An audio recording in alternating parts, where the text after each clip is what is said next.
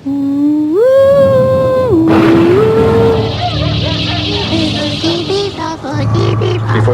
after, before, after. They turned out to be completely unreliable assholes.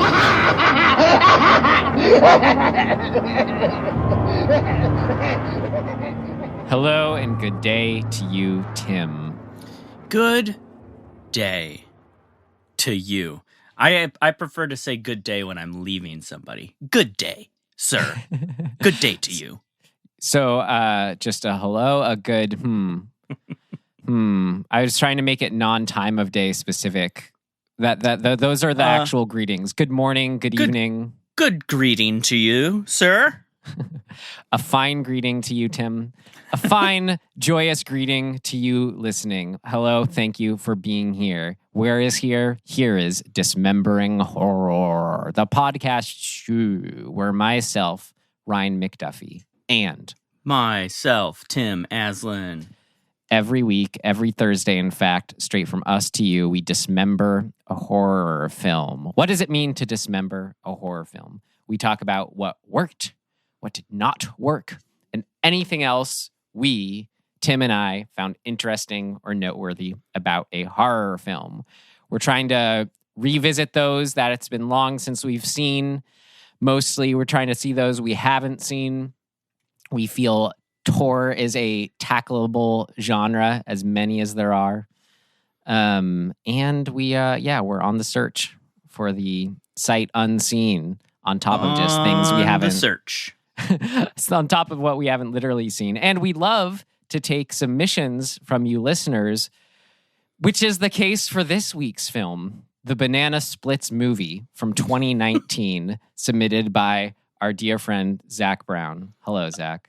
Doubling up on the Zach Brown action. Yep, he's mirrors in the Banana Splits movie. He just has to hear us dismember. Huh. I feel a little bit like Zach is taking the piss out of us. Just a little bit. You know what I think it is that there's he's counting on other horror fans, I think, to wade past the crap that's on the outer surface and see, was there something in here? Was I crazy for enjoying an aspect of this? Mm-hmm. And, well, I can't speak. Yes. The answer is yes. I mean, I can't speak for him, but that's my best guess. You can let us know, Zach. You son of a bitch. We made it.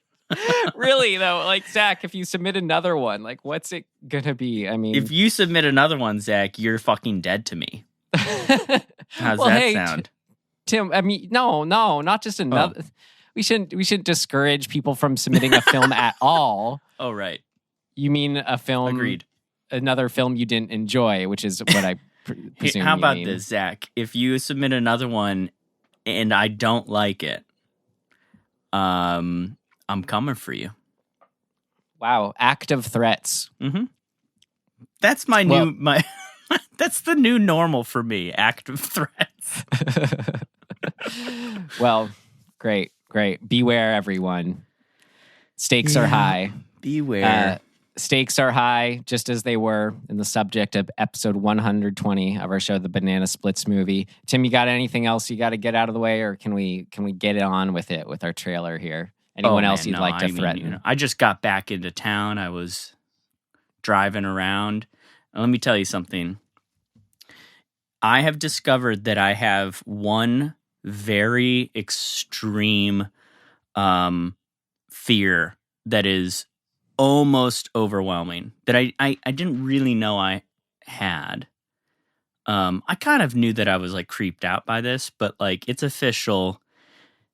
I am terrified by caves. And I think it's why I like movies that are underground and in caves and whatever, because it's scary. But in real life, we went to Carlsbad and the caverns were closed, but on our campsite, there were actual cave systems that were open, and it's like at your own risk. And it took all of my like courage or whatever to actually go in there. I was completely terrified. Wow. And we went in maybe, I don't know, 100 yards or so.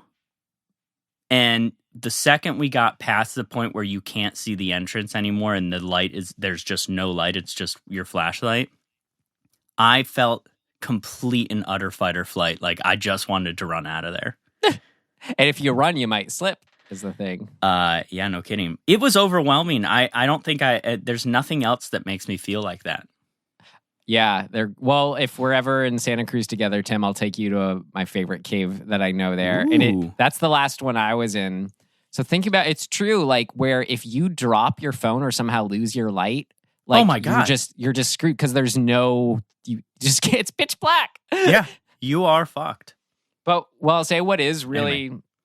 But there's, of course there's reasons you do it too. There's perks to it. I think the complete hearing like a 0 decibels, which isn't something our ears are used to anymore. There's always some kind of even white noise, just living where we do, even if it's just wind.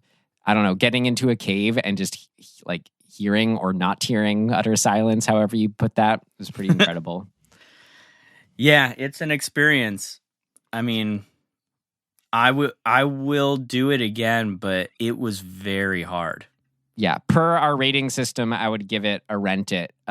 Versus, I don't think I would give this movie that high. But let's get on with the trailer and see what we did give the Banana Splits movie. All so right, here we go. Yeah. Either way, thank you, Zach. This is for you from 2019, the Banana Splits movie.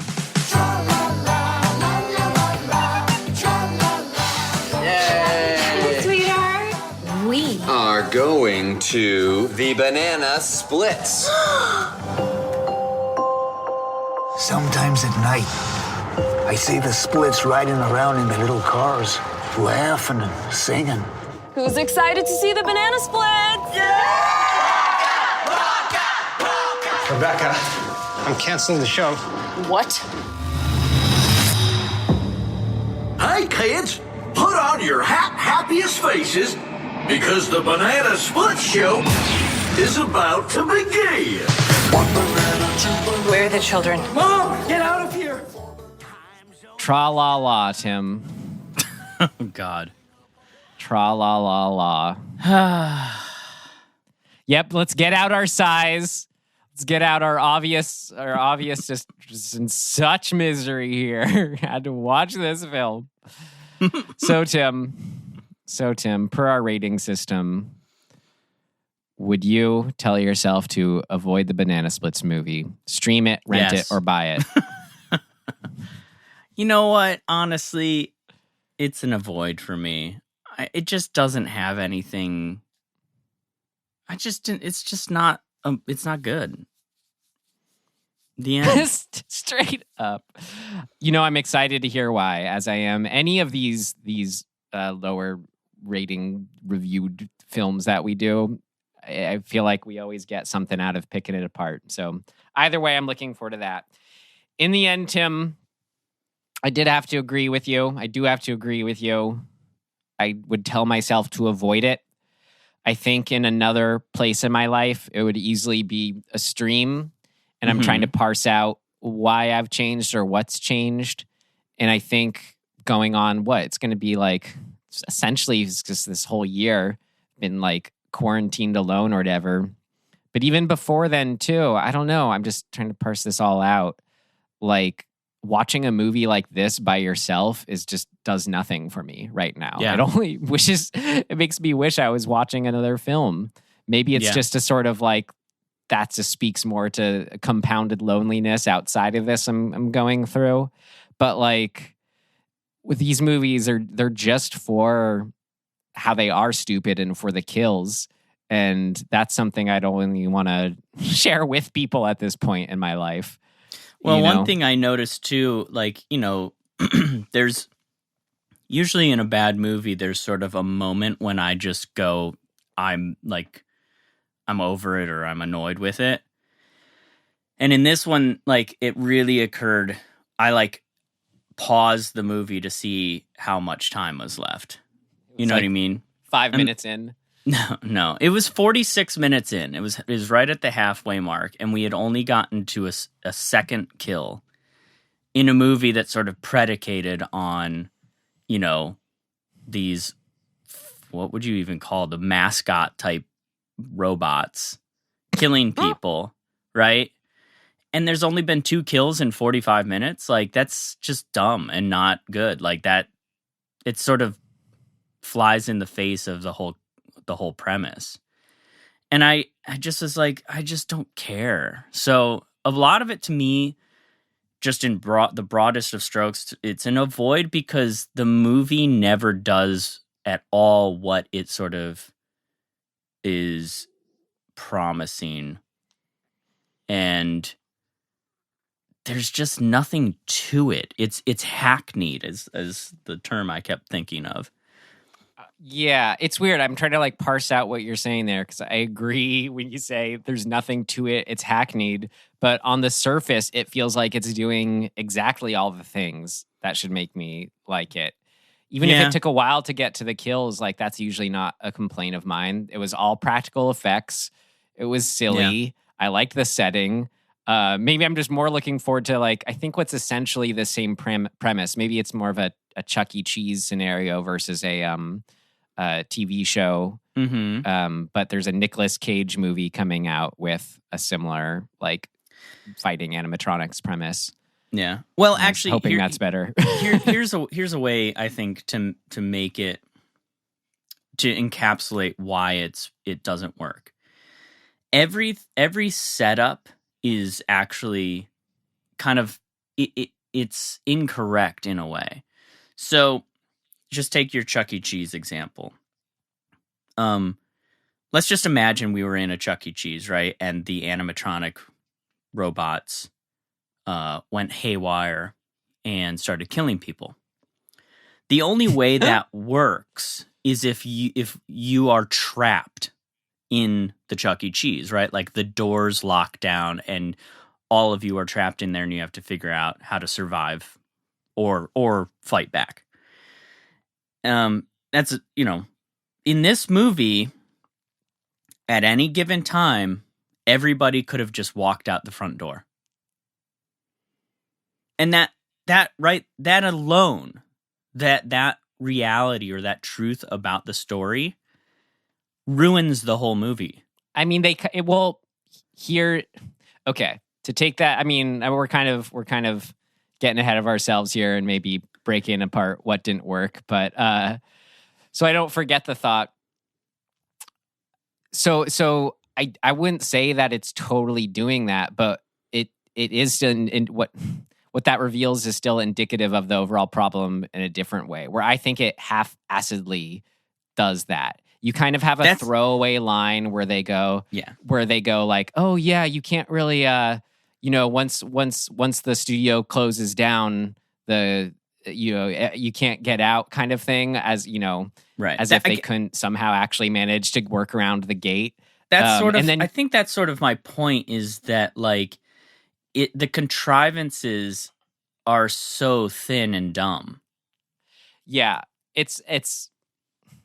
And that maybe that's what, I don't know. And the years we've been doing this now, that's a big make it or break it thing for us is, I don't know. I guess I'm just repeating you here, but like, if it's contrived or not, if it's, you can take this premise, whether, we call it stupid or not, and then just all these little questions. Why are they doing this? Why are they here? Like within the reality of the film, you can still figure that out in a way that feels solid. But just to kind of have it where it makes it feel like they aren't putting in all the effort, which is if you're putting the time into sitting down and watching something, you're like, no, just take the time. I don't know. Didn't you think of this? Right. I think that the term that comes to mind is the I don't really, it's a weird way of putting things, but there's no there.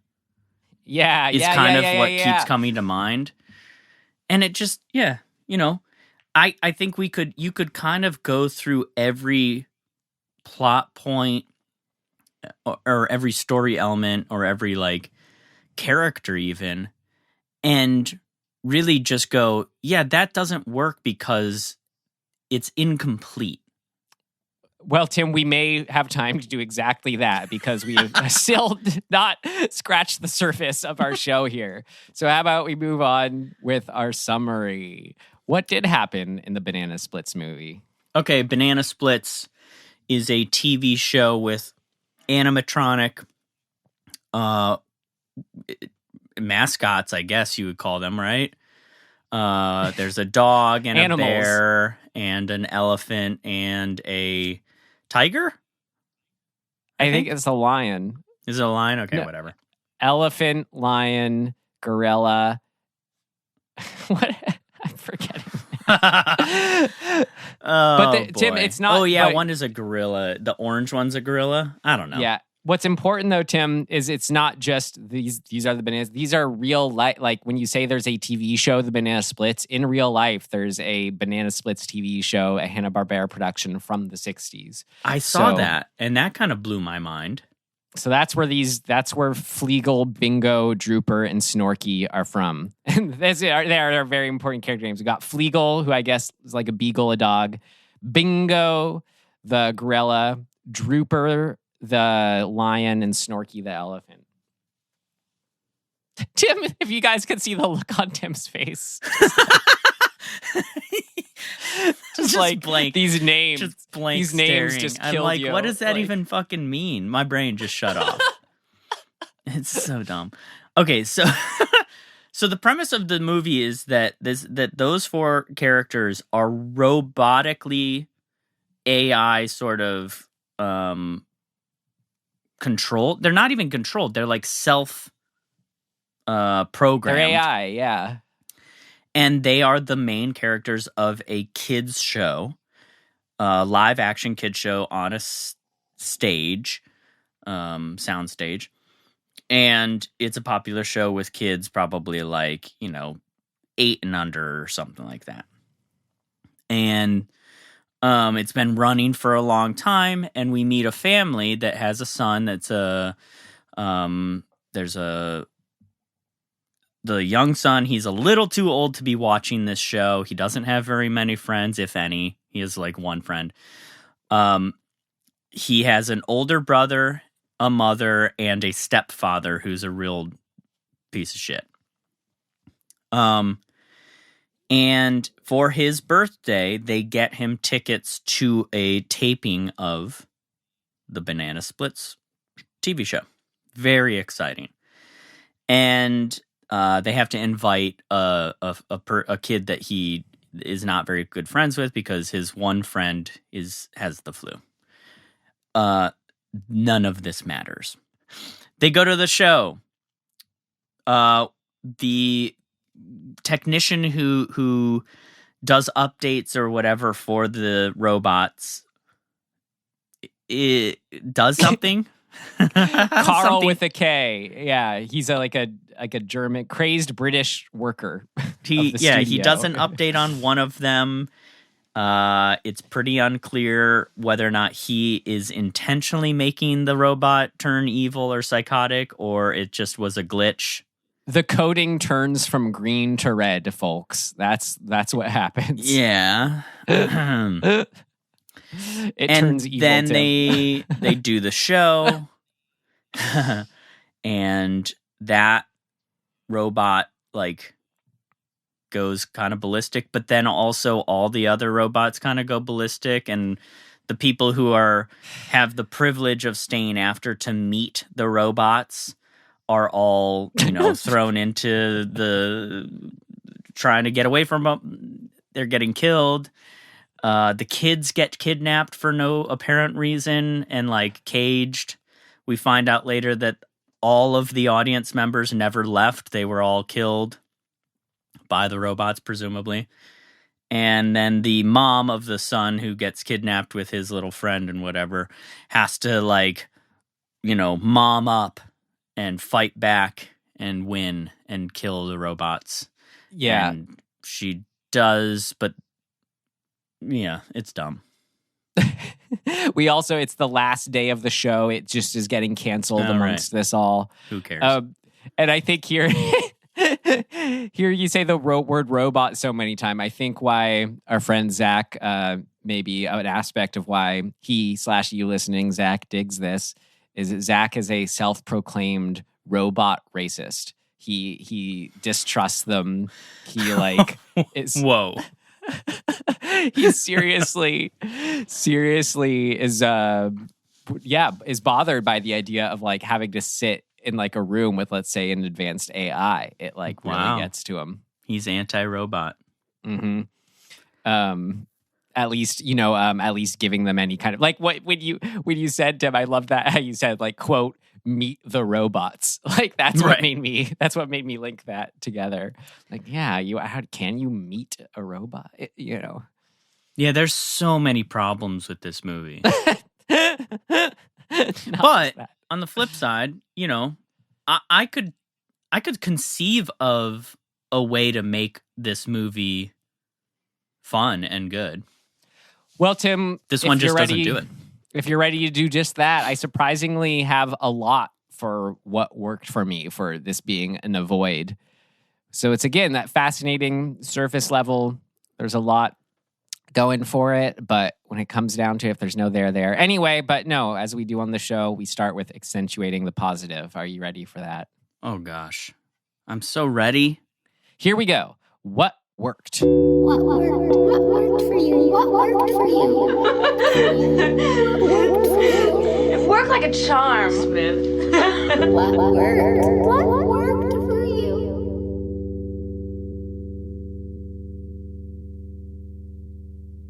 I thought with any good like slasher movie of this kind, it did a really good job of making me excited to want to see the people get killed who are going to get killed. Whether it's like hating the stepdad, hating the dad who's like, has the daughter that he's trying to like sell essentially. All that was fun. Yeah, all the other ones where you're just like, oh, these people are so annoying, blah, blah, blah, whatever. It does that thing. But boy, did I hate that stepdad. Mm-hmm. Yeah, he's the worst. I liked you were like already whatever to this, but I thought it was smart. They said it on the final episode just to give it a little more something's going on, make it seem like more than just some random day that this happened. Thought that was a good call. Behind the scenes, they're dealing with the show, getting fired and all that. Yeah. I mean, yeah. I'm just like, it's impossible for me to not be like, yeah, that's cool, but fucking terrible. Just hold on to your butts, Tim. I'm trying. If it was, God, I'm falling into it too. I was like, say, if it was shot better, I personally, honestly, I think the best thing about this movie is the cinematography. I don't know. We'll get into it. But look, I just think if you just took stills from this movie, let's do that, the Banana Splits movie, right? I think that there's some really beautifully composed shots in it. Now, do I think it matches up with the story? Not really. And so you can make the argument that's a flaw. But like, I don't know. I just think that it's lit in a really, really pleasing way. And there's a lot of like really beautiful palettes throughout, in spite of the content just kind of not matching that. Well, I latched onto the palettes and stuff too. What I was going to say, what worked for me was specifically the production design. What I'll get to in the next section is I wish that was captured better. But I mean, yes. Yeah.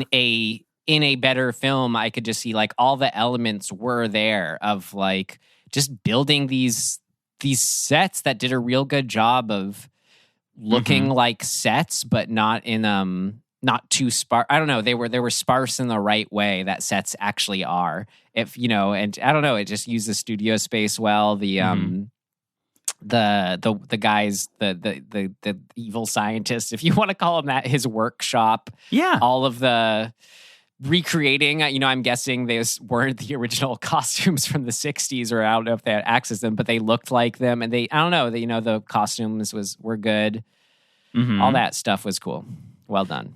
Yeah. I mean, there's a lot of, the design and the imagery are in and of themselves, singularly, I think really good. Great. Agreed. And pleasing. Like it kind of kept me in it. There are shots in there that are dumb and don't work, but like by and large, I was kind of I kind of kept coming back. We get to a new scene and you'd have this like, the camera's on the ground and you've got like a single light source way, way back in the upper right corner, and, a long sort of like splash of light in a mostly dark, room, and, single subject running through it or something like that. And it looks good. Like it's well constructed. The cinematographer, whose name is Trevor Calverley, yeah, did a really good job with making it look pretty. Well, now in is my where opinion. now is where I'm holding my tongue for the next section, Tim. Yeah.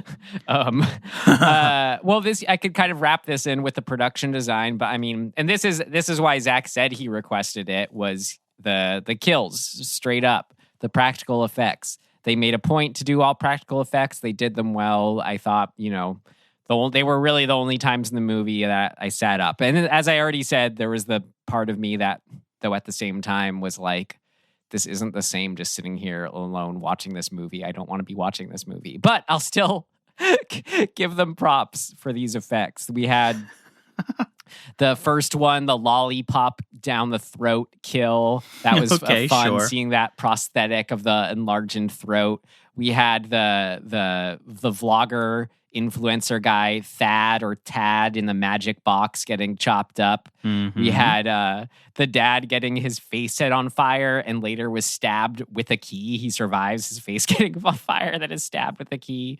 It was so much fun watching the stepdad we hate getting chased down in a little buggy by one of the banana splits. That was probably my favorite scene. Even though I wish he didn't survive toward the end and get killed again, I wish he had had a gorier death. It was just really fun to see him getting chased down in the car, this little car. We had Rebecca is the character's name, like one of the studio people getting smashed with a hammer. We had Poppy, the other influencer girl, who's I loved how she goes crazy and she puts on the outfit of Hootie, the unseen, unused fifth banana split, right? And kills Carl. We have Doug was another one of the page. He got drumsticks in his eyes. We had like a whole slew of dead bodies. That was the rest of the audience that got lured and killed off screen. And then we did have finally when Mitch, the stepdad, gets run over. Kills, man. There they are. They were great. Yeah. Yes, you're still like, so what though? What if there's no there, which I agree with you, Tim. Yeah. But again, in isolation, they were there. And I will say kind of what I mentioned amongst all that I did sincerely love, just that was kind of a weird, fun touch, was Poppy going crazy. Like she sees her new fiance, her boyfriend, getting killed in front of her and just completely loses it in a way that just seems like the idiosyncraticness of how she loses it. You wonder if it could even happen in a better movie. It's the one aspect of like in this movie where when something isn't thought through all the way, kind of like, I don't know, I'm trying to think of an example, but like, like when we watch a Demon win where it's like something about how this doesn't make any sense is what is making it work. That was Poppy going crazy was the one aspect of that for me, where it was like, I don't know if quote unquote better filmmakers would have necessarily come up with that and executed Poppy going crazy in this way. That just worked for me. Oh man. I just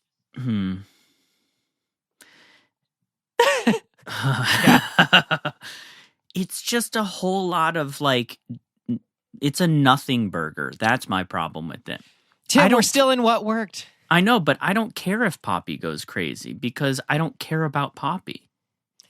I agree here, Tim. But but little things that did work in of itself still just going down the list here. I would love no, I agree with you. I like the idea of her going crazy over this. Cool. I agree with that. I thought on top of just the production design and design of them recreating the banana splits being good, the voice acting was totally fine and good, and like I don't know who the guy who did those was good, suitably cartoonish. Mm-hmm. I did think, I'm always going on the promise of the premise. Are they doing the things you can only do in this movie? The whole time I was thinking of like, God, this is just not going to feel right if like they start openly killing kids. I don't know. That just doesn't feel the right kind of tongue in cheek to be like a smart kind of tongue in cheek to just where that would feel right.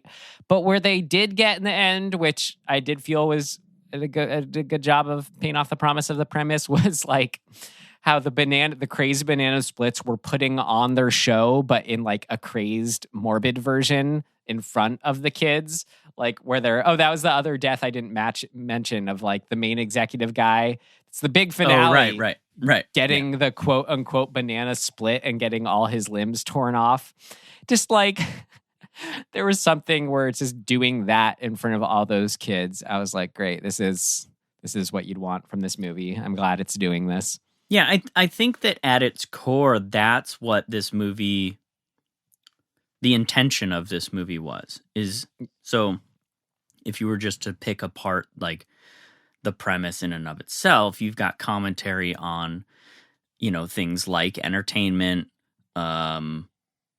capitalism, consumerism, the sort of human versus AI. It's almost an allegory for slave labor, in a way. Like, the executives have been using these entities for profit for years and years and years, and using them as automatons, the word that I can never say. Automatons. That's sure. Wait, why has that word come up more than once? What other automaton? But it has. Yeah. And so you can go down the line and kind of create some interesting commentary.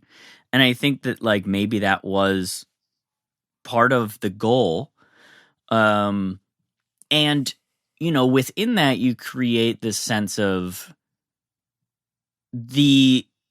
it's a little bit of commentary, I think, on if you use somebody, there's a breaking point a lot of the time, right? If you use somebody and it goes too far or too long or whatever, eventually that there's some pushback.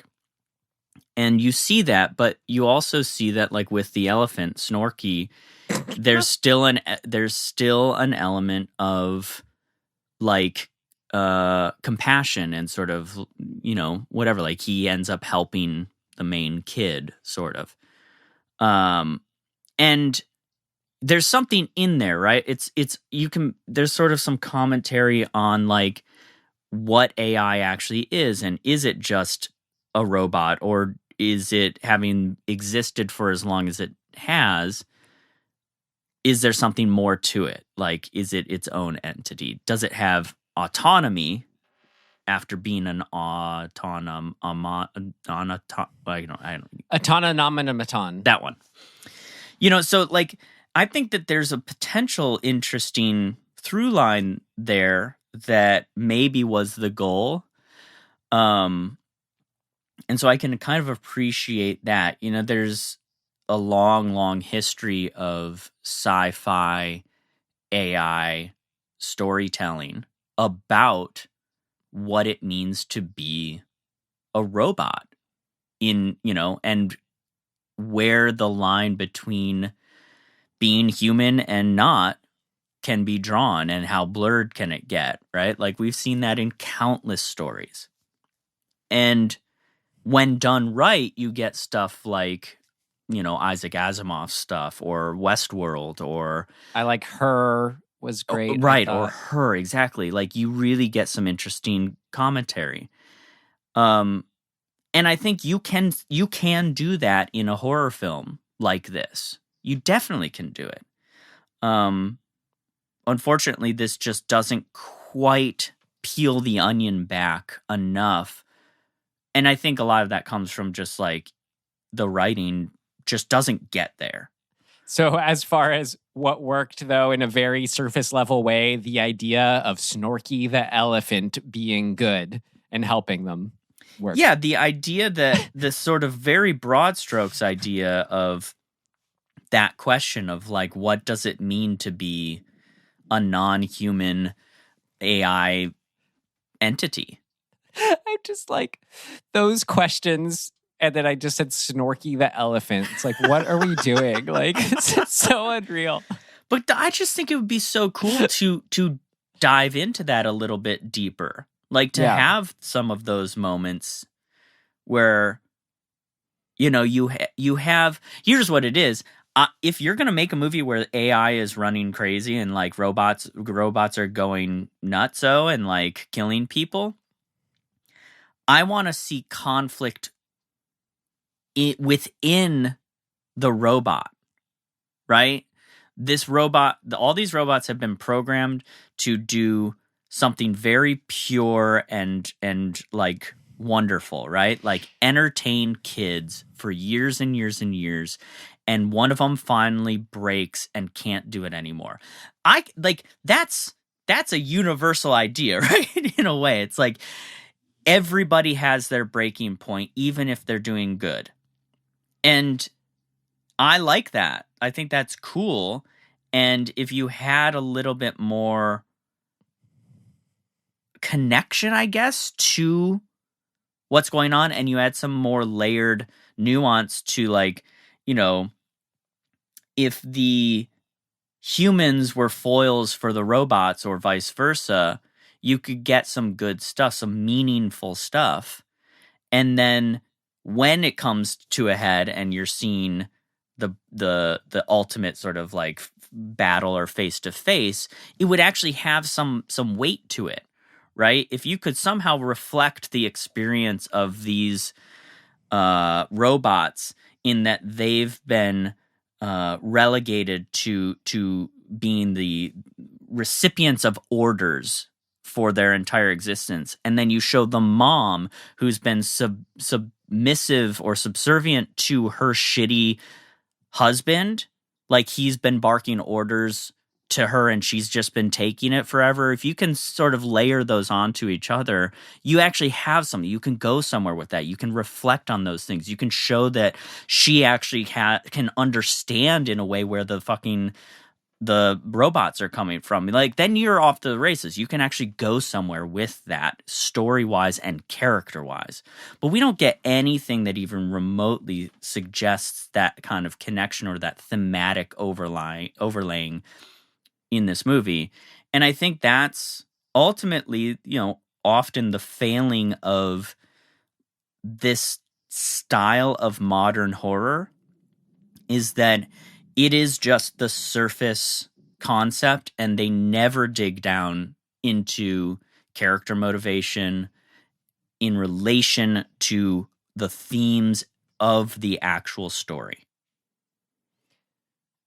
Tim, that is all very well said. I agree wholeheartedly. And it's funny, out of our 120 episodes, I think this is the first one where we just cannot accentuate the positive and keep what worked on what worked. So how about... Well, I'm saying what works is that they were almost, they were knocking on the door of it.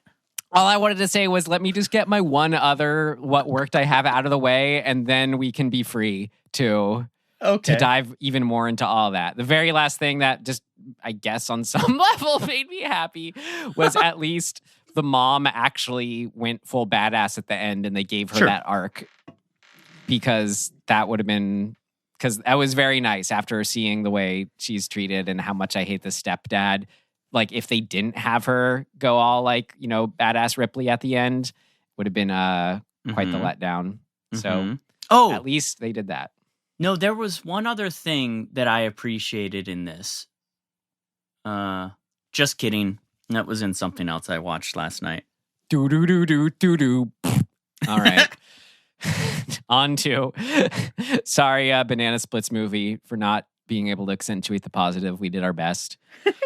Well, and we hope this, as Zach's now fiance Carly we had on the show put it. Oh yeah, congratulations.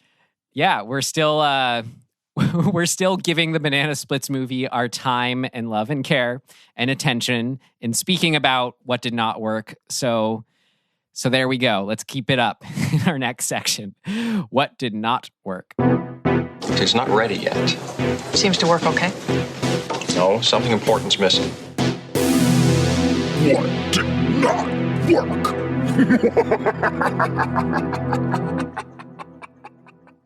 So Tim, I did want to just, say what you said in so many words too. The big chunk you just went on that was so great about the machines, what they're doing, what they're not doing. Made me think, you really do have to be aware and push. Like, it's so funny to say this about machines, robots, but the machines, robots, they felt too machine-like in it.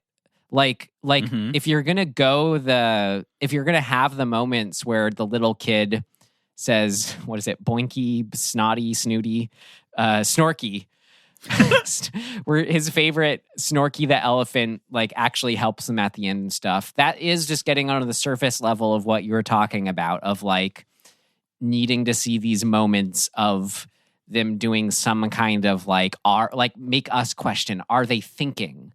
Is this resembling, on some level how humans operate?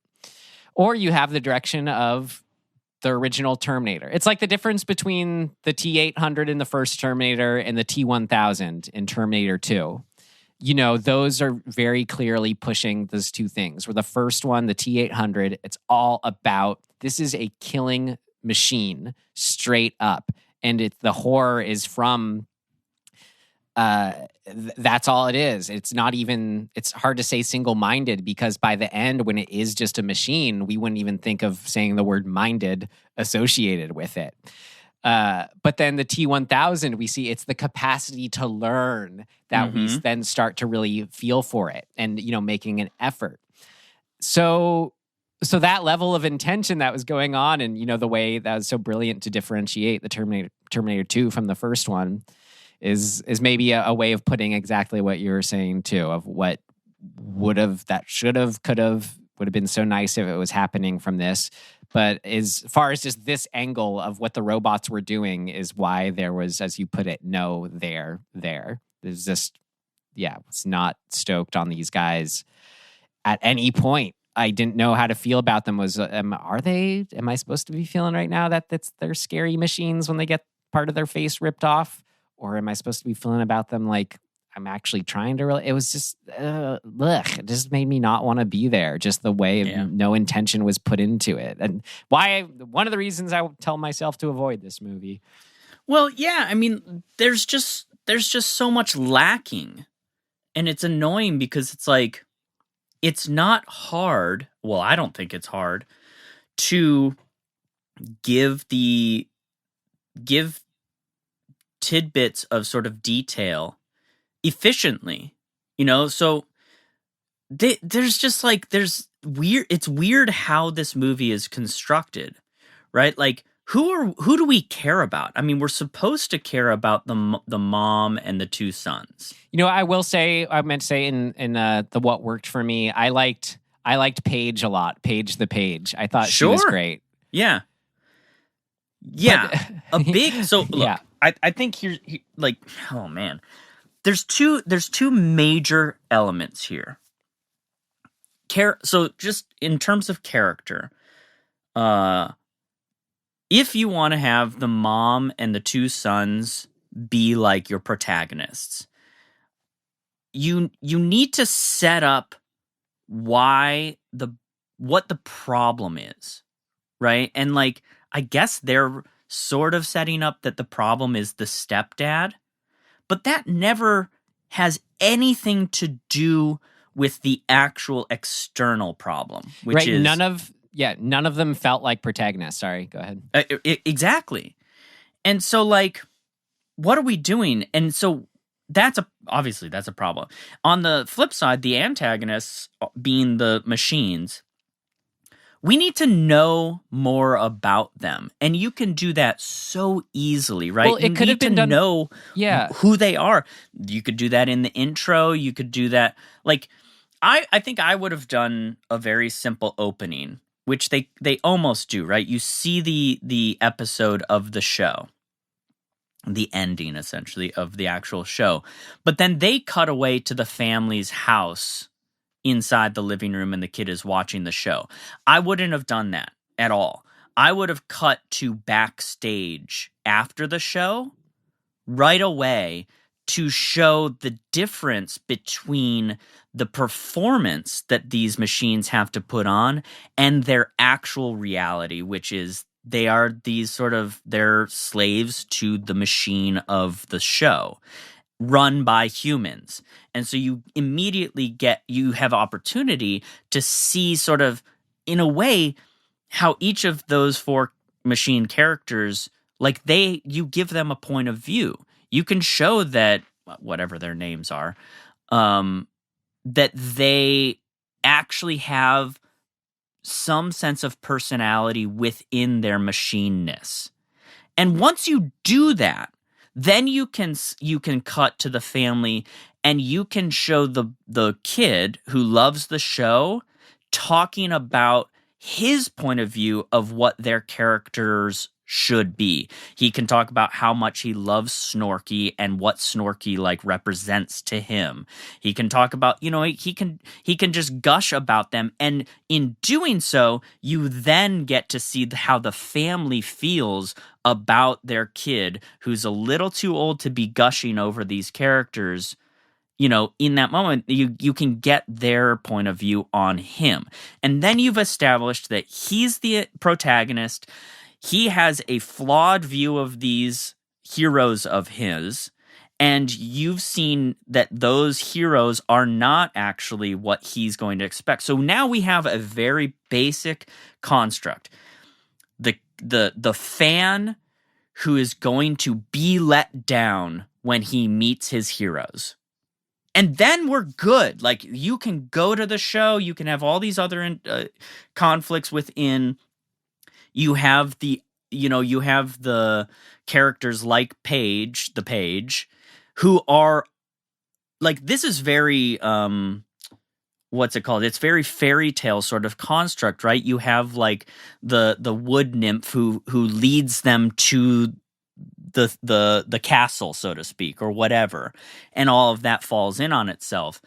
Chronicles of Narnia do this, right? Like, you've got the little fawn who Susan, or whoever, I forget the names of the characters, but like, she meets that, and then that person sort of inadvertently betrays them because they're in a situation that they don't want to be in. Like, all of that's really there. It's sort of old school fairy tale storytelling. And so when you have that, when the shit hits the fan and things start to go down, you actually get to see the kid who you've established a relationship with. You get to see him battle that feeling of disappointment and maybe resist it. And then the family has to be the people to be like, yo, you can't hold on to this anymore. They're trying to kill us. And if he singularly retains hope in one of them, Snorky in this case, and you see Snorky go from evil to back to understanding some compassion that the kid is able to show Snorky, then we have a story, right? You have a turn. You have a moment of let's say the end of the second act, like when the all is lost has happened, that it's the will of the kid's love for his hero that allows us to make a turn into the third act and actually have Snorky become an ally, change the nature of what's happened, and help them fight. And then we have a story, like we have stuff going on. Instead, we get this weird sort of muddy mess of the mom being the one who needs to do that. I think that's okay. Like, she could do that. Like, it's not wrong that she's the character that ends up standing up, but we don't, like, it's really flawed how it's laid out there. When she gets kind of shit on by her husband, it's very whatever. No, there's no like progressive conflict with them. She just eventually goes, "Oh, who are you talking to on the phone? Oh, you're cheating on me. It's over." Who cares, right? Like, what we need to see is her back down repeatedly and have the sons feel the grossness and the weight of the power that the husband has over her, so that when she actually does say fuck off to him and like end that relationship, it's got to be way later and it's got to have way more weight to it. Like, it just, everything is so flobbity flah in this to me that like there's never any weight underneath the moments of storytelling. And so you just get this like, okay, then this happened, and who really cares, and blah, blah, blah. Agreed completely. A lot of good stuff in there, Tim. As far as the angle of the robots and what they could be doing and not doing. Yeah, you have the little kid who's such a clear fan of them. Why not give, like, I wanted to be able to tell the difference between Fleagle, Bingo, Drooper, and Snorky. Like, at least give them that personality versus having them just be, or again, go the cold machine angle and don't worry about any of that. But like, I don't know, for what this was going for, that would have been fun to be able to get that window into the kids' world a bit. And like, yeah, I mean, I can't elaborate anymore, but you're just so right. Like the human characters just always felt a bit outside of them, or I don't know how much of it specifically their motivations, because those were there. They did kind of have their arcs, but as far as just, I don't know, feeling like you were with them, it was all, as you put it, flubbity flibbity. I was never, ever with them. I'm trying to think of like other ways. Other ways it's flibbity flubbity. Kind of like what we mentioned up front of just the holding logic of it all. Well, the one I just thought of while you're talking again with the machines, you're like, well, how do we give them more stuff there? And I agree. Yeah, do that intro like you said it, but also maybe make it clear what the heck this mad scientist is up to. Was he good? Was he bad? Was he just indifferent? Like, yeah. So it's so much more could have been done with him, so much. Or how about do anything at all with him? Like what? Right. All of the humans that are a part of the show, they're so disconnected. Like, you have the executive producer guy who's just kind of a like gross, douchey guy. And you have the producer who is a total non-character. Just don't stop. Please stop writing women to like have absolutely no character or personality. It's really annoying. Well, it's funny with Paige. Like, I thought the performance was great amongst this character that, of course, did in the writing sense was not so great. Like what you could have done with her. Like, yeah, it was nice. You have her up front acknowledge that she does not want to be doing this Paige job. Yet when she gets laid off, then all of a sudden she's worried and afraid about losing her job. Well, that's an interesting thing. Someone doesn't like their job, but then is upset that they lose it. Like, there's something to chew on that the movie is just completely oblivious to chew on. And like, here's another good example of like what maybe an into the flubitiness was when we first meet Paige. She says something like, she makes some comment about, oh, this is a page the page or whatever like that. Just something that, you know, where you're just like, why is this the one performance? It's like, because this is the one performance of, or the one episode of the Banana Splits show that's being shot that is in the movie. It's the one time she's saying this thing, but we're like, do you know what I'm saying? It's like, it's the kind of thing that she should have said already, but is just like, feels like it's a line for the movie. Yeah. And it's like one of those moments. And with her too, like I could see her, how did I put this? Like where she's so hard and so well, but not, you know, but it's an impossible thing to sort of sell moments that should be like just sort of click and be casual, but somehow aren't. Like there was a moment where she's says something about like about them meeting the Banana Splits afterwards, and she's like, great, well, let's do, you know, we'll do this and then go here and I'll wait here for another 10 minutes. Something that's just like in those practicalities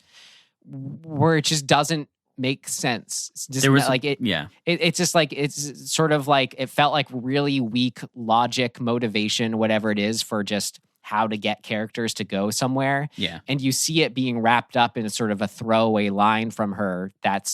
She does a great job of saying it the best of you can, of like, okay, you know, just do this. But then at the same, you're just kind of like, something about it and then the non-logic of it, you just go, wait, what? Huh?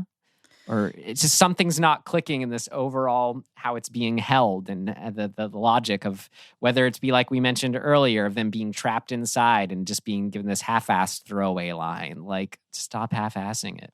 Yeah, I mean, as somebody who's been, you know, who's worked on a TV show and been on a soundstage where the TV show is, the set is, and all of that stuff, like,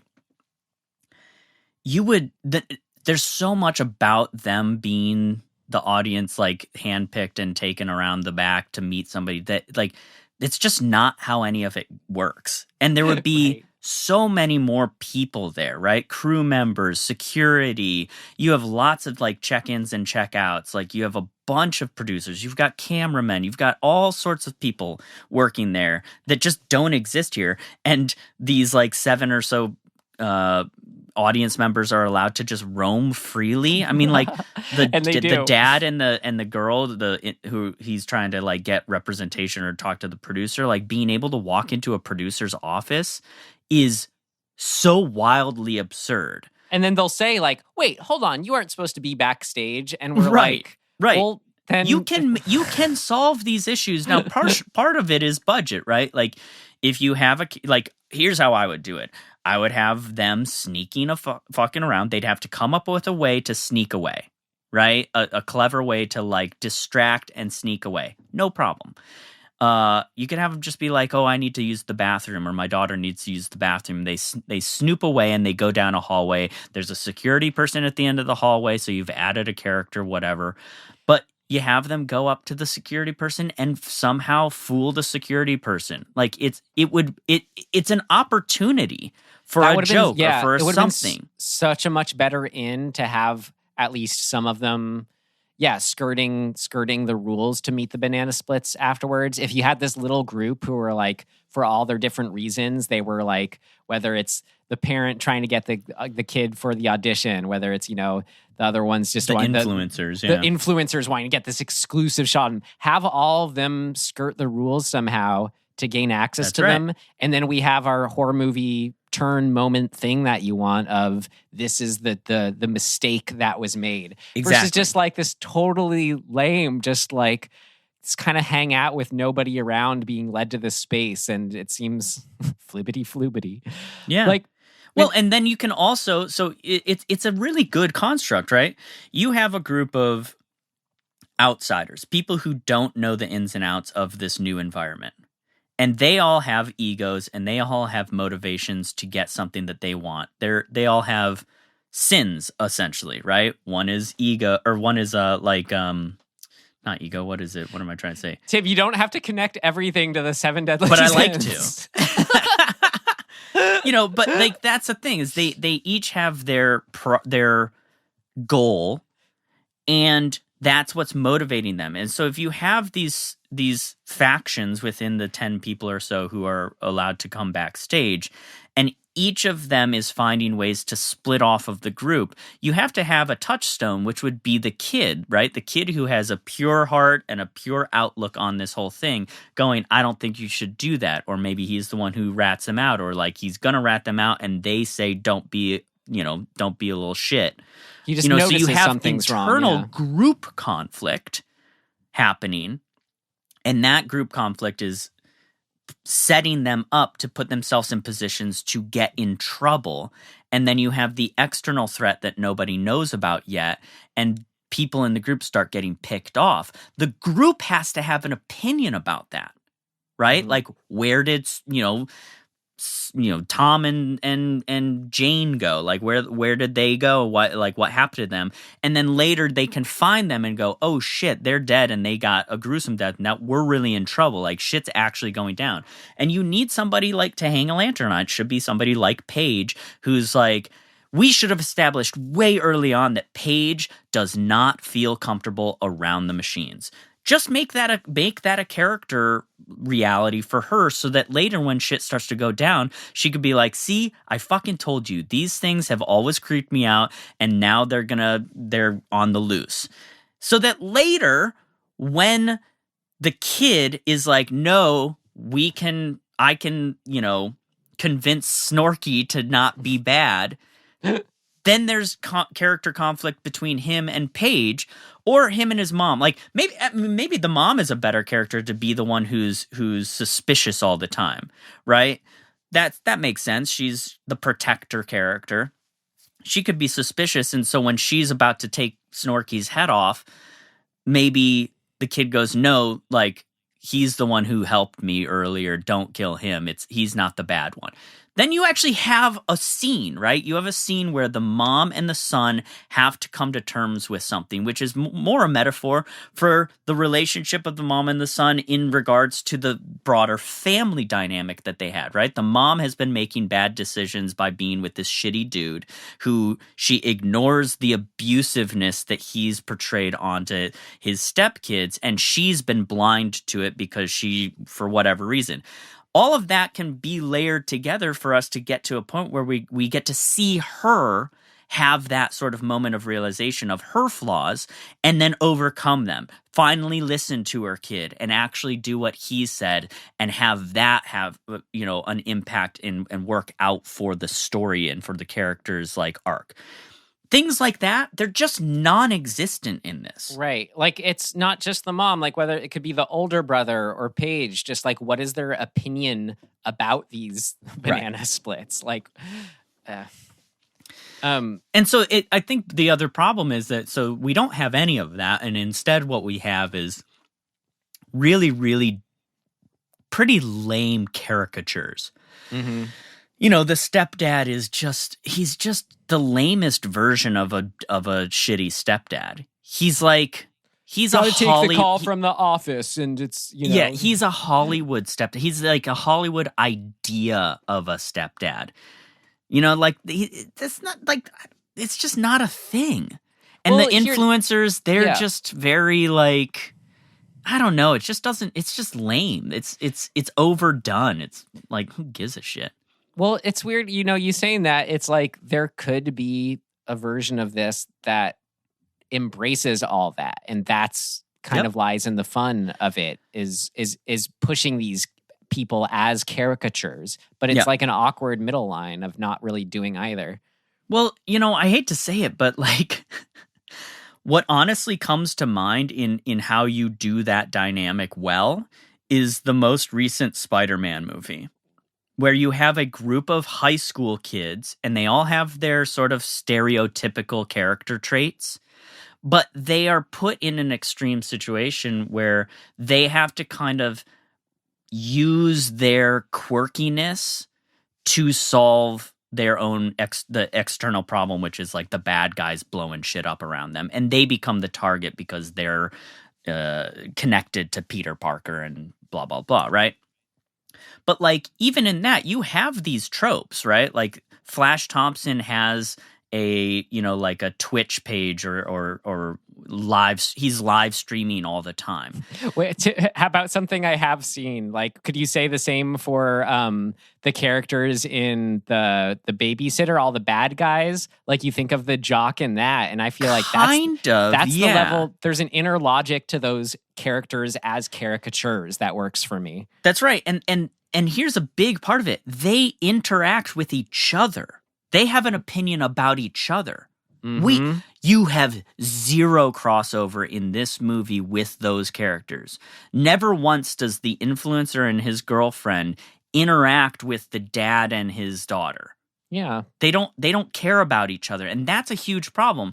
They should be like, there should be a meet and greet afterwards, right? The 7 of them or however many it is should all be standing there waiting to meet the fucking machines and being like, hey, I'm this, oh, hey, nice to meet you, okay, and like they can roll their eyes about it. They can like look at the little kid who's overly excited, and like one person can be like, that's so lame, and the other person can be like, hey, don't be an asshole. You're right. Like the ending where it's like the classic, the adventure's over, the ambulance has arrived, we're all kind of coalescing outside. It's like, end of the Goonies, tons of movies, horror movies too.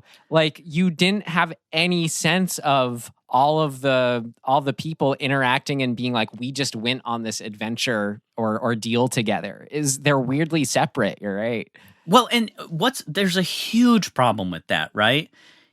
We want to see people find connection in life, right? Like it's really pleasing to us when we see people connect. Even if the story is these two characters have separated and they come back together at the end, and that's the catharsis of the movie, that we get to have that movie. Like Die Hard, for example, the whole movie is Bruce Willis trying to get to his wife, and when they finally do at the end, it's cathartic as hell. And you have the other relationships that have been formed come into play with it, between the reporter and the wife, and the cop and Bruce or John McClane. Like, you have this coalescing of everybody being there at the end, sort of being like, wow, we just went through a thing together, and now we're together. And not having that, there's no semblance of that whatsoever in this movie. Every single character is sort of, maybe you have it just a touch with the mom and the two sons, but even that at the end, it's like the one son's off trying to get a kiss from Paige. Like, get the fuck out of here. It's so dumb. You can do all of those things if you go through the thing together and you've sort of coalesced at this moment where it's all like, wow, we just had an experience as a group, and now what? That's right. So much what is usually the appeal or an appeal, something that is fun in these movies, is watching all these people who wouldn't be together, these disparate groups, have to work together and meet each other. And them having an opinion on each other is what allows us to sort of get a sense of who they are in a way that's usually fun.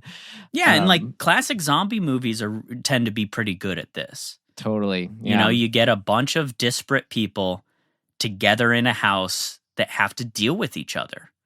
I just watched The Mist that did that pretty well. Yeah. Here's maybe another in for us here. Just where something in the writing just was not either doing one or the other, or just was a weird lacking its inner and outer logic, but was like how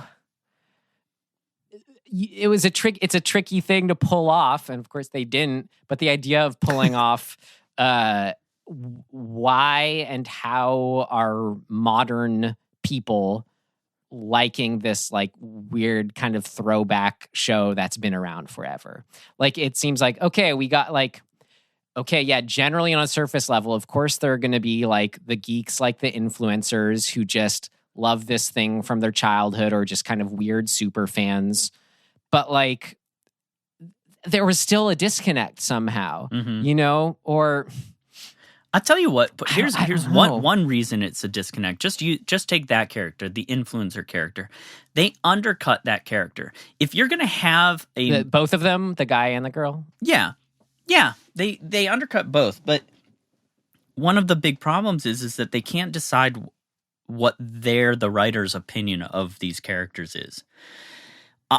If you have, it just doesn't add up, right? Logically, if you have, I would say there may be 20, 25, somewhere in that range, young 20-year-olds who are going to tapings of a classic kids show, then we need to feel the sense of like that cult, adulation for the kids show, that it's not, otherwise it feels odd. It's like, why are they even there? They're just two fans.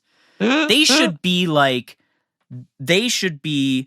spokespeople for the fandom of that show, that there is this cult following of kids who grew up on the show that are now getting to have access to the show through this influencer or this couple. But the writers undercut that immediately because they have an opinion. They have a shitty opinion of influencers. And so they make this character out to be a loser. Right. That's wrong. That is illogical to this character. Well, again, they say, you've only got 218 followers. Immediately now we're like, well, this guy is a loser, so who cares? But if he had a huge following, let's say like Galaxy Quest does this really well, right? You have the super nerd who's at home that ends up getting all the other super nerds of the show together to help land the ship, right? Like, we should have something like that in this movie. If you're going to use the influence character, he should have this huge fan base that ends up somehow the connection to all these people and loving this show that still exist out there, adults, that somehow they are able to help solve the terror of the things that are going on.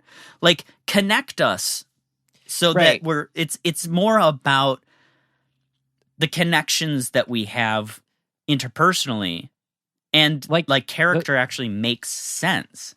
This super geek kind of character, it's like there's the ways of looking at them where it's either you're kind of like, oh, this is weird and sad and idiosyncratic as one societal view at them. And then there's the view also, it's like, no, to admire someone who's so passionate and knows who they are and knows what they love. And both are, things we feel are valid, but it's not even looking at it from that perspective. It's just kind of this very surface level, I don't know, like you have... Here's what it feels like to me. It feels like the writers wrote characters that they themselves are judging. And you can't do that. You need to love your characters, for good or bad. You better love your characters. You cannot undercut them. You can't be like, oh, he's just a loser influencer. Then he's not a character. He's a caricature. Well, it feels like they start from that place and then just... they run into that problem in the writing and they just don't know how to deal with it. Yeah. Like even with the stepdad, like how much you hate that he's essentially just wasted 10 years of this poor woman's life with the false marriage. It's just despicable. But like, you can still show him how like kind of weak and scared he is, like at least make us...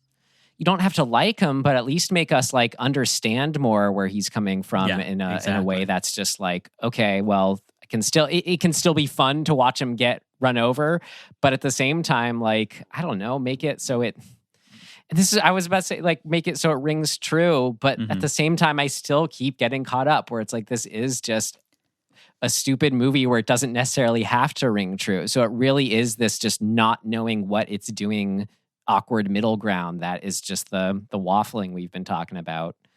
Like, it's weird to have this show in modern times, and that could totally be acknowledged or done somehow, but it's just not. And the whole time I'm just like, how do any of these people like actually what is this? Is this normal? Like, what is where am I? It's just as hellish in a not good horror movie way. Yeah. Just keeps me on the outside.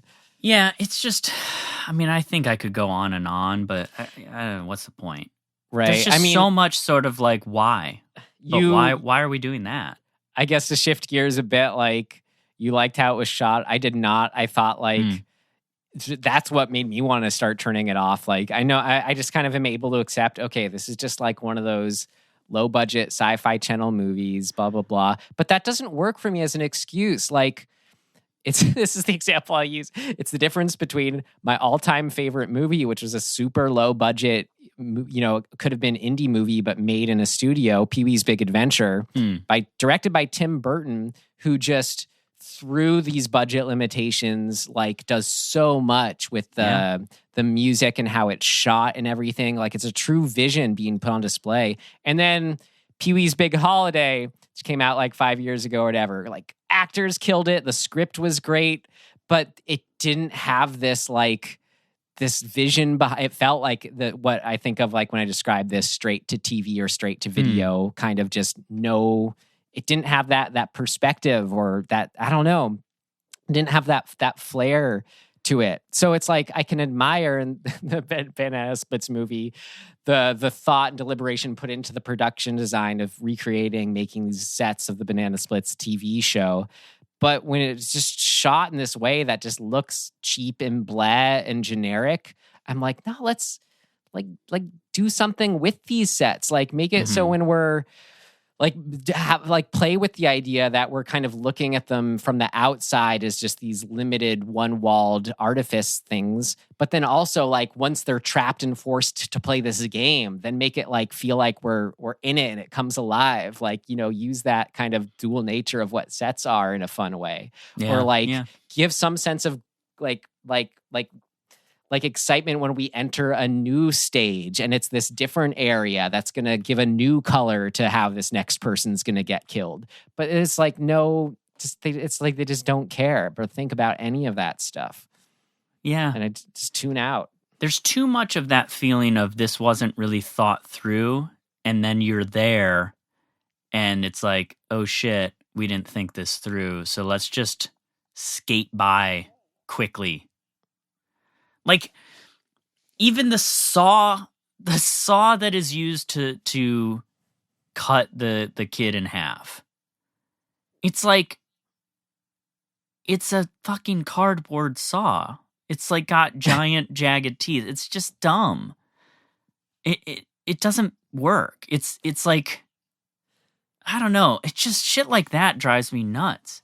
Like, you can be cartoonish, but there's a line where it's like, you got to have a little bit of, like, logic and actual, like, something has to be grounded. You can't cut somebody in half with that saw. Right. Well, it's funny, kind of the thing that we're talking in and on and around here is, I'll keep saying it, it's that middle ground of something where, like, I almost wanted to recommend Ed this, but a movie I've really grown to love, and, like, I don't revisit movies so much, but I felt compelled to revisit Ed Wood. I just think is an excellent film. And the touches of Ed Wood's character, where it's so funny to getting this behind the scenes look of a filmmaker who, like, when these things that are obviously egregious and noticeable on set, that you're like, no, what everyone's going to be, that's just not working. Like, that he just hit the gravestone and you can see it's plastic. And Ed Wood just is confidently like, no, it's the magic of filmmaking. No one's going to, if the story's working, no one's going to notice that kind of thing. Which is like, of course there is a truth to that, but I look at that as more as like how you can get away with, a continuity error and a cut or something, or like, there is a line, but it's like a movie like this. It's just, I don't know. It's not bad enough to be endearing, and it's not good enough to involve me. Like, it's I'm with you. I don't feel like we should belabor this anymore. We're just getting all in a tizzy here. Yeah. Brightly so. We're just frustrated directors ragging on other movies, saying, "We want, give us the money." I know, right? We'll make it. But hey, man, always gotta. Hey, they did it though at the same time. Hey, exactly. Like they made the thing. For better or worse, they made the thing that they wanted to make, and and we're here talking about it thanks to Zach. All right. But as always, no, it's always enlightening either way to break it down. Mm-hmm. I was appreciative for it. Well, we do have a last section then. Should we move on to it? Yes, we should. All right, here we go. Things of note. Things of note! This should be interesting. All right, biggest question, Tim. Who is your favorite banana split? Fleagle, Bingo, Drooper, or Snorky? I like the gorilla. Me too, Tim. Bingo. Bingo, bingo, bingo. Bingo is my bingo. Yeah, Bingo is my favorite too. The gorilla. Those my God. Sunglasses, his grin. Look at that. Look at that. Bingo is both of our favorites. We got so much in common. I learned that dancers played all the banana splits. That was the casting decision for them, which I thought was a nice touch. That's cool. It's going to be whatever. The voice actor Eric Bauza, who did 3 of the 4 voices of the banana splits, he's also the current voice actor who does a lot of the main Looney Tunes characters. Oh, so, really? like, he's also the voice of Bugs Bunny, Marvin the Martian, a bunch of them now. Which I've actually watched 1 or 2 of the new Looney Tunes on HBO Max. They're pretty good. Nice. I had it's so funny, Tim, when you Google, banana splits movie. Thank Google for this. This is so funny. You type in anything and you have like questions that people are typing in, like, what does the world got to know about the banana splits movie here? And it's sort of a summation of that. Like, what are people thinking? What do the people have to know? Here are just some to get a sense of what people are thinking of the banana splits movie. Oh, God. What is the banana split movie? Is there going to be a Banana Splits 2 movie? What animals are the banana splits? How long? Blah, blah, blah. I like this. Is Snorky a boy or girl? And I think this is my favorite. How do you kill a banana split? Oh, God. Well, it depends. Like, what? Like, what are you like are watching this movie and like Googling like how to kill a banana split? Like, what? Who are you? What are you doing? Oh, man. So my question I posed for you, Tim, I read or saw somewhere that like a movie that was an inspiration for this movie. There were a couple, but one of them was Chopping Mall. Have you seen Chopping Mall? I have not seen it. Okay. Well, trying to think of another example, but let's pick, I don't know, like maybe Demon Wind, something like that. You'll get the vibe I'm talking about. But like, are movies like that we might enjoy more actually better, or is it just the fact that they kind of have they're more of a what's the word? A time capture, capsule of the time that they were made. Like, is the Peeled Chopping Mall that like when it's this bad stuff, that it's the fact that it's kind of through an 80s lens of 80s people in an 80s place, or Demon Wind, what it does for like early 90s people, whatever that was, is therein lie all the appeal that makes it the streamable or rentable, let's say. Like, because I don't necessarily think they're better. It's hard to say they're better than the Banana Splits movie in the level of character and writing and all that put into it. But there's something inherently I enjoy more about them. And so is it just this fact that they're more distilled and emblematic of a time? I think, I want to say that I don't know if this is true, but my instinct is to say that those movies were a little bit more nuanced in their commentary of things that were happening at the time. And I'm not sure that's true, but that's my sense of it. Maybe you can only see that in hindsight, I don't know. I'm just thinking, is there something about it being a modern film that just makes me especially not enjoy right the Splits movie?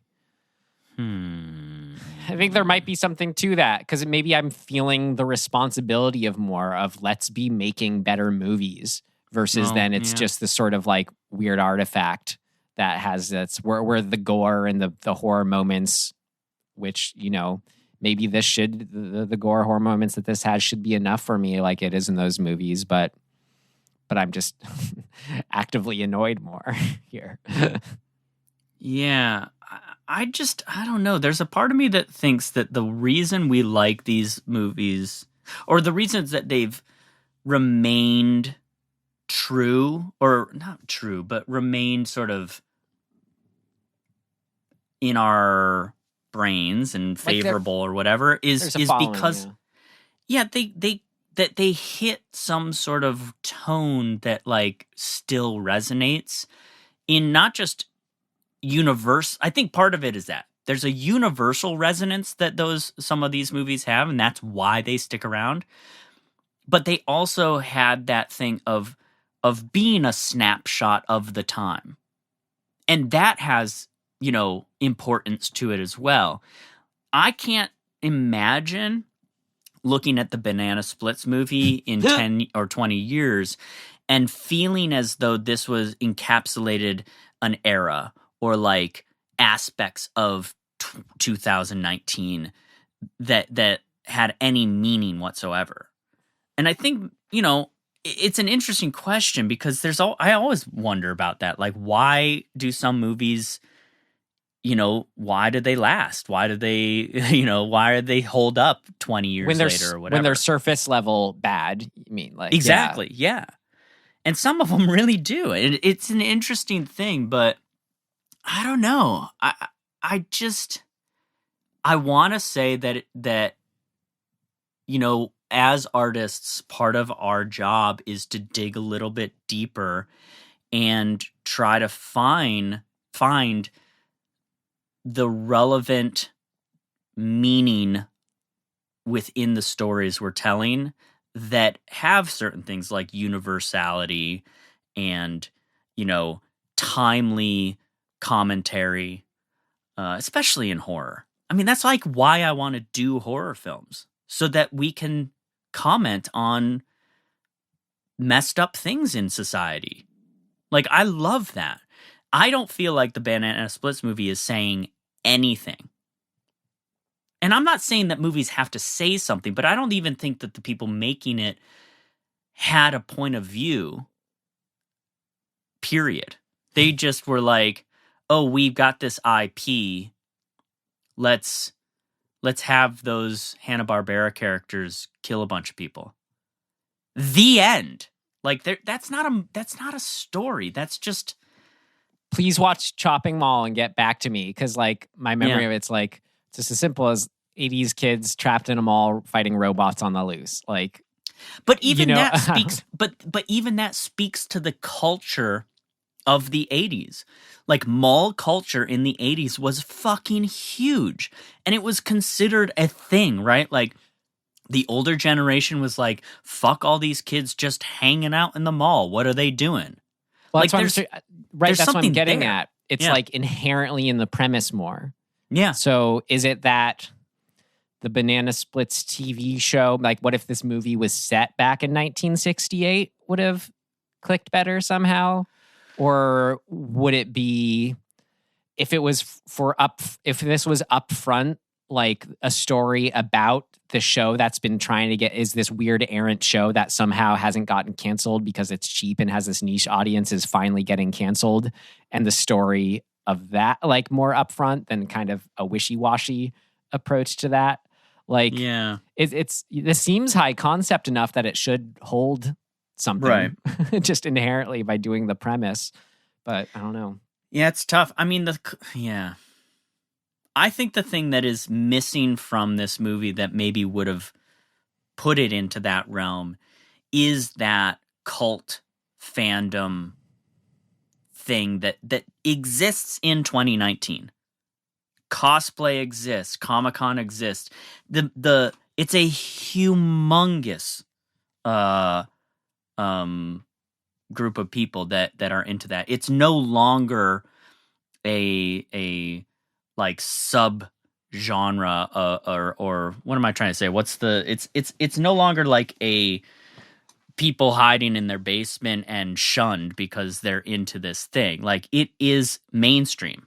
But this is clearly like a kid show. It's not like, nowadays, like they brought back, Animaniacs, but you could tell though it's written for adults, like this doesn't seem like that same kind of fandom as, other things where it's just kind of, you get why it has an older audiences, but there's something really particular to that. This is like just for kids. Yeah, man, I don't know. I think maybe that you can't put the square peg in the round hole with this particular IP, if you will. Mm-hmm. That just may be the case, and they swung, and that's noble.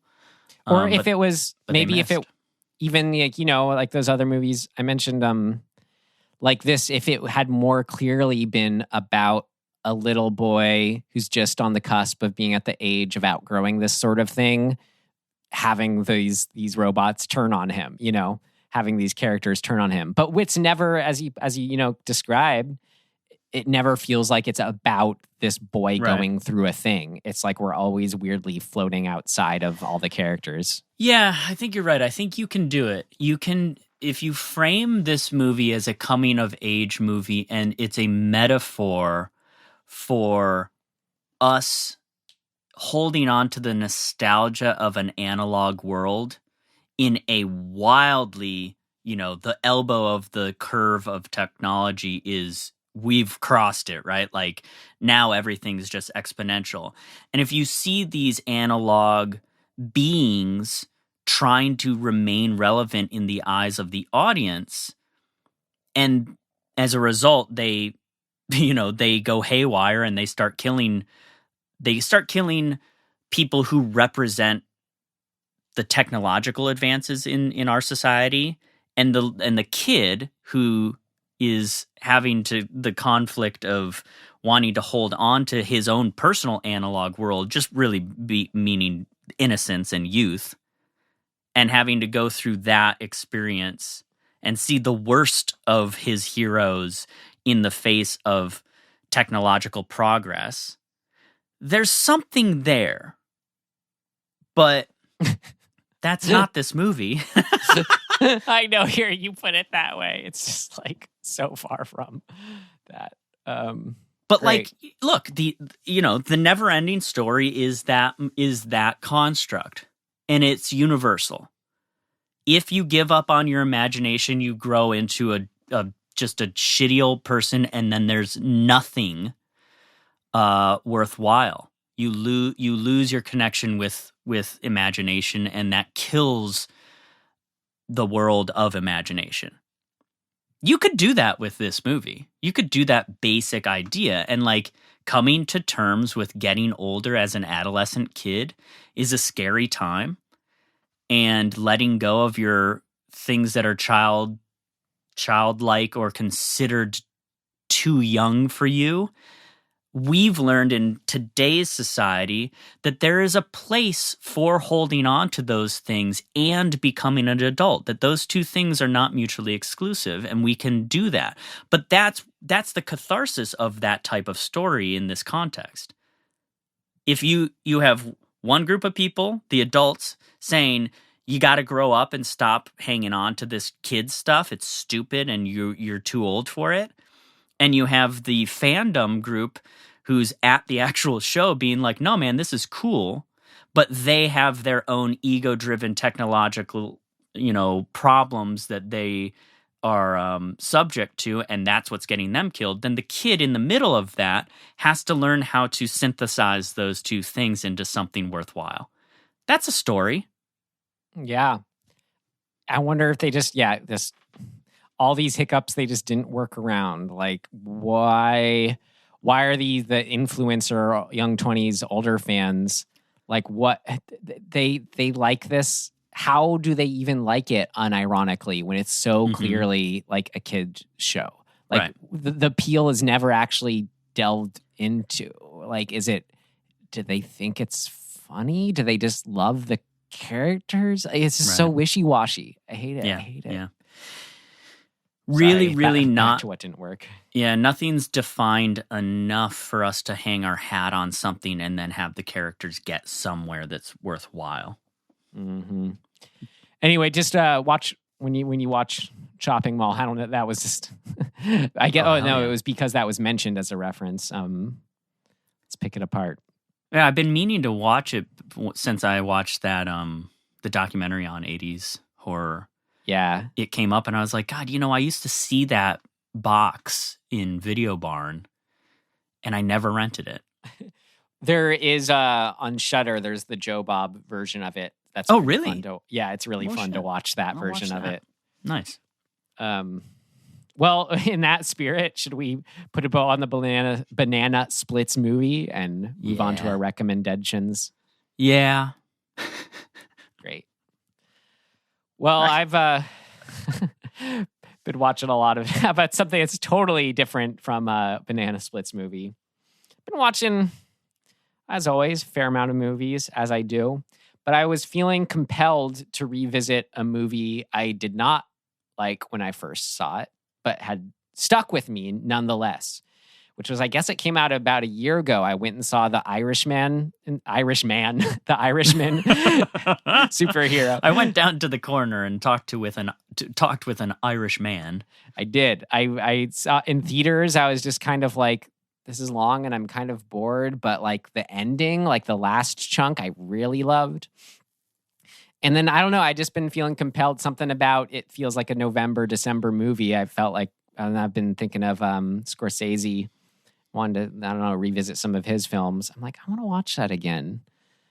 As just by even knowing how long it is, I'm like, I really want to watch The Irishman again because of everything that it was about that I got out of at the ending. Like, yeah, as I said, really stuck with me. But now that I had some kind of takeaway from it about like what it's sort of about to me, when I revisited it, like from the get-go, like it was just doing so much more because I kind of had, my own understanding or had thought about it. And I'm just like, this movie, this really does feel worthy of being like a late Scorsese masterpiece. Like, I think it is so good, like what it's about and how it's not just like these other, 80s, 90s movies he's made about gangsters, or more than anything, you feel like it's a modern perspective on people like that, and therefore even gets into a meta level on what his own films about those people meant at the time and what they mean now. It's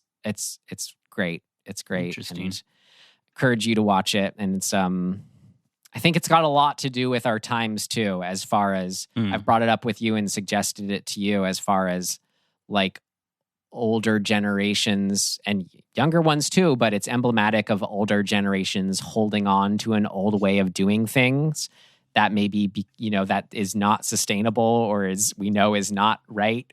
Using the extreme case here of mob people justifying murder, as if it's a given. Right. But yeah, in general, it gets into some really, really interesting ideas of how reflecting on one's life, and maybe if you did things a wrong way that you justified at the time, and history has proven you to be wrong. Like, how do you cope with that? Do you cope with that?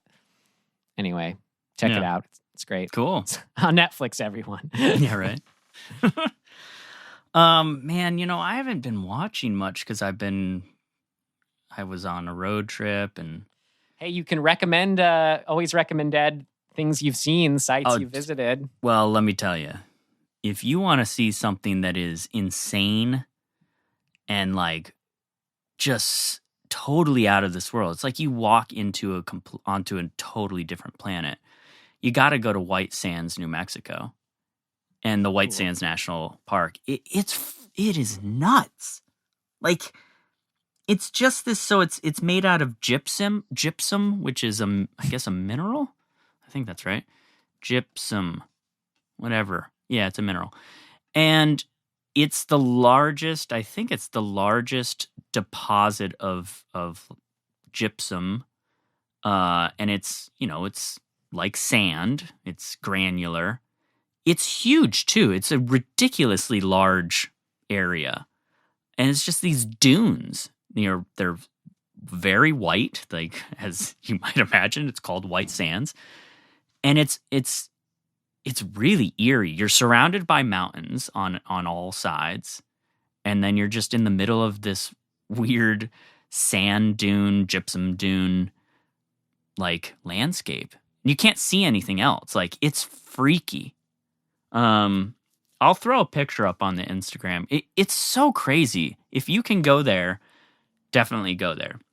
It's also good currently because in terms of COVID restrictions, you really still can just go and you're never near anybody because it's just so huge.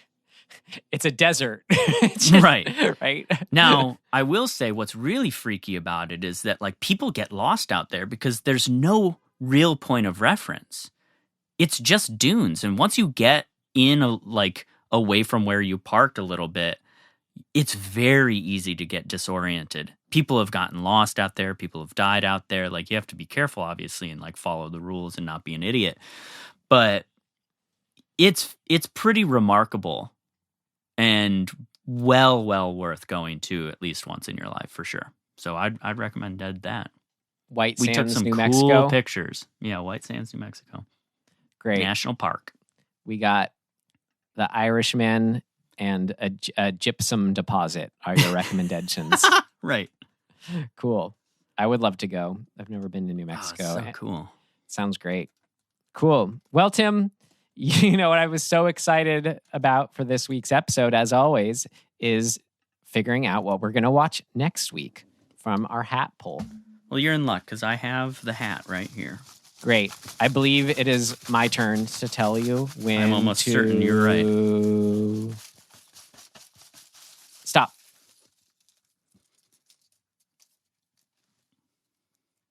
Ooh. Can you see that? Bone Tomahawk from 2015. Hell yeah. Kurt Russell. Have you seen it? I have seen it. It's very fun. Great. Well, that should be a good change of pace from this week.